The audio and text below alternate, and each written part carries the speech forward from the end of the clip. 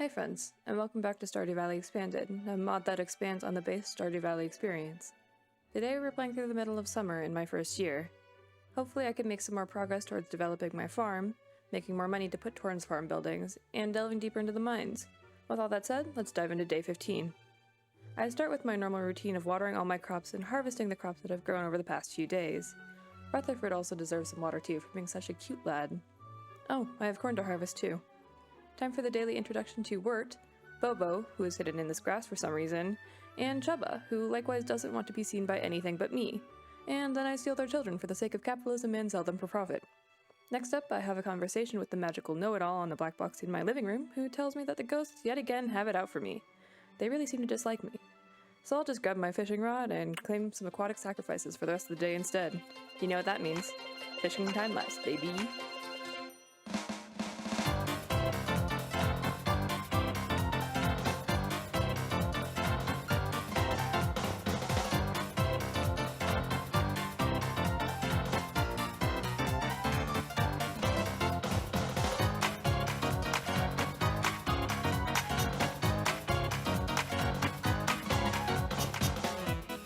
In hindsight, maybe the ghosts are angry because I sell so many living creatures for that sweet, sweet money. That sounds like a them problem. Anyways, today's sacrifices were worth a total of 1,500 gold. If selling children is this profitable, I'll keep doing it regardless of what the ghosts think of me. On to day 16.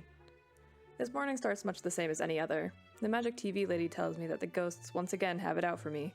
Oh well. Finally, someone recognizes just how good at this I am. Moving on, I water the crops, pick up today's harvest, and water the dog. Next comes the daily chicken petting session because they apparently can't live one day without a pet on their heads or it ruins their whole day, unlike me stealing their children on a daily basis, which doesn't seem to bother them too much to my own dismay. Pat Rutherford on the head because he's better than some stinky chickens. We have mushrooms now thanks to Demetrius. More things to hoard in a chest for the next 3 years. Don't forget to sell the kids for profit.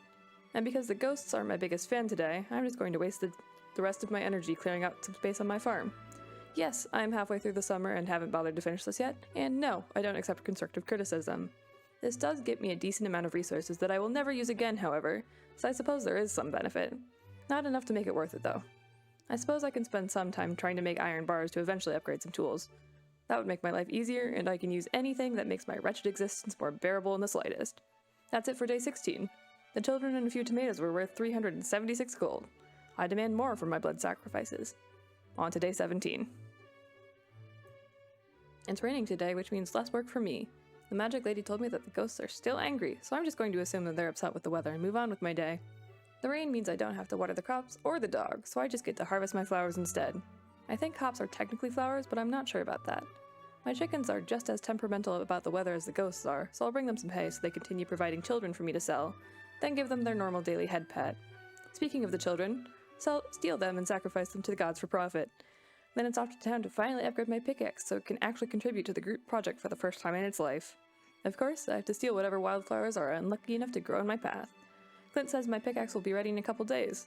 I suppose I can wait, considering it hasn't been of much use anyways. Back to causing rampant ecosystem destruction on my swath of land for the rest of the day. Oh, I forgot I have mushrooms to collect now. Day 18, here we come. For once, the ghosts seem to have gotten over their seasonal depression and like me today. It's not like it matters because I still have to water all the crops. I cannot wait for the day I get my hands on some sprinklers. Too bad sprinklers can't also water the dog. At least I have blueberries to harvest in addition to the usual peppers and hops. Oh hey, there's a worm. Not anymore. Today I'm stealing the children before I pet the chickens for added psychological damage. Although these chickens just might be selfish enough to only care about their own daily head pats.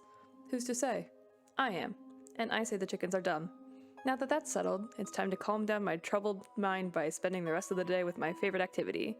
Finding small children who are lost in forests. Just kidding, I abandoned her and went fishing anyways. Cue the next fishing time lapse.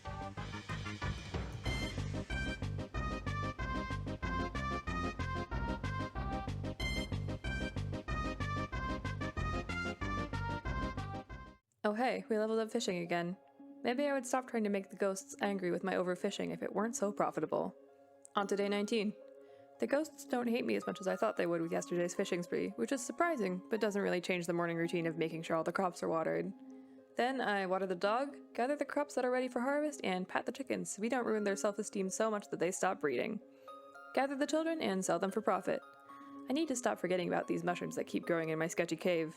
This smelly old man told me about a new fishing spot, which may be the first useful bit of information a villager has ever given me.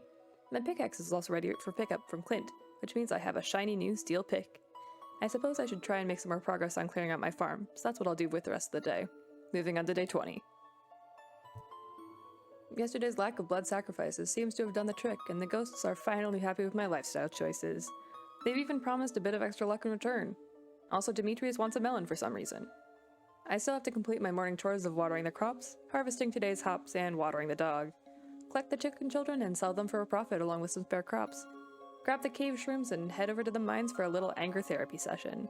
We're officially in the magma part of the mines, so upgrading my pickaxe was definitely the right choice. After a concerted effort, I made it down to floor 90 and was rewarded with the obsidian edge. Time to head home for a good night's rest. I leveled up my combat to stab things even better than I could before. And we all know I'm already plenty good at stabbing. Day 21, here we come. The ghosts are back to having no opinion of me. Fortunately, they don't have any impact on the way I start my day. As usual, water the crops, harvest anything that's grown, water the dog, pat the chickens, steal the children, and sell the kids for profit. Remember that I have mushrooms to grab, and get lost in the forest just because I can. Spend some time making copper bars after wasting your whole day. On to day 22. The magic TV lady says the ghosts are unhappy again. I don't know what I did to annoy them this time. Let's finish out strong by doing something unexpected, like spending the morning tending to my farm and watering all my crops. Grab the crops that grew up overnight, water the dog, pat the chickens, steal the children, actually remember that I have cave mushrooms, and sell the kids at an unusually high velocity. Time to give Clint something to do with his day, upgrade my axe so it can actually be useful for the first time in its miserable existence. Another few days of waiting before I can actually do too much. I suppose I can give Demetrius that melon he asked for. At least he isn't hiding behind a pole this time.